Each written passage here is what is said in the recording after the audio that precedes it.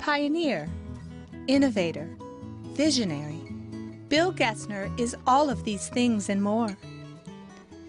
Bill grew up in a small North Dakota town where his father managed a wholesale retail paint and glass business. Bill started early with his entrepreneurial ways, setting up a successful picture framing department within the store when he was just a teen. In high school, Bill was a student leader who served as junior class president, student council president, and vice president of the state student council. These positions allowed him to attend conferences and experience working with people from different communities for the very first time.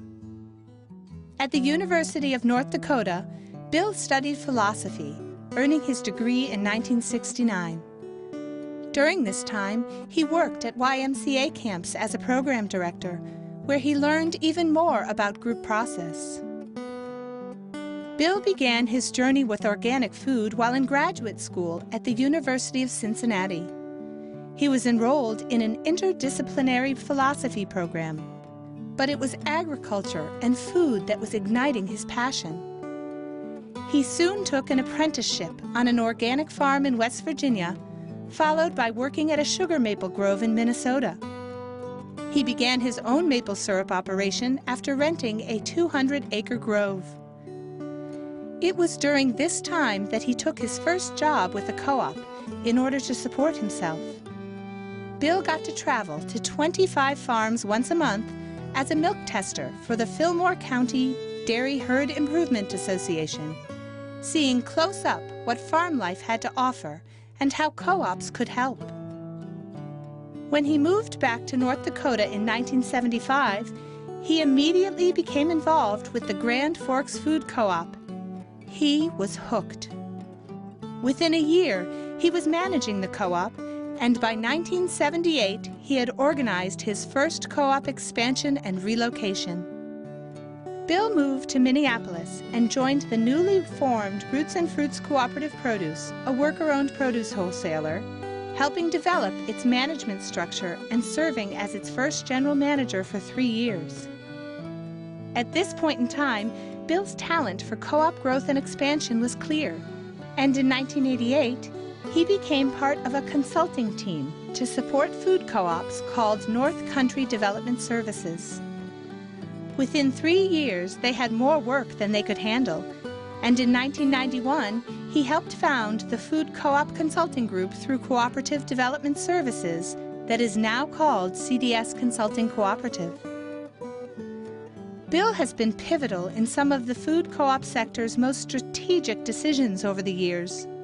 For example, he recognized early on that co-ops need to have access to capital and served for 12 years on the North Country Cooperative Development Fund's Board of Directors to increase its assets. He nurtured the idea of cooperative grocers associations and was instrumental in starting a CGA in the Midwest in 1992. From there, he worked on a team assessing the feasibility of creating the nation's first National Association for Grocery Co-ops, which today is the National Cooperative Grocers Association. In 1997, he helped found the Cooperative Grocers Information Network, a multifaceted organization with more than 2,000 online resources, as a way for co-ops to share information about operations and best practices. He helped create educational and measurement tools that are used by food co-ops today, such as CocoFist and the Expansion Toolbox.